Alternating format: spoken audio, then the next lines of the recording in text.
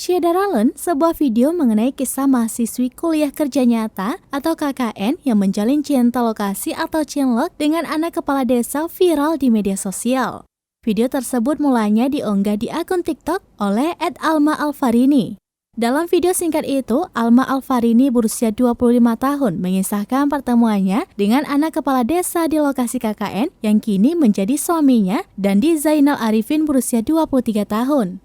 Pertemuan keduanya terjadi saat Alma mengikuti KKN di Desa Pucang Anom, Kecamatan Jambesari, Kabupaten Bondowoso, Jawa Timur. Tidak disangka video yang dibuatnya menjadi sorotan karena diunggah bertepatan dengan musim KKN. Video itu telah dilihat 1,7 juta kali dan mendapat tanggapan sejumlah warganet. Saat ditemui di rumahnya, Desa Gesang, Kecamatan Tempeh, Lumajang, Jawa Timur, Alma menceritakan pertemuannya dengan suaminya yang merupakan anak kepala desa. Kisah pertemuan keduanya pertama kali terjadi pada tahun 2019.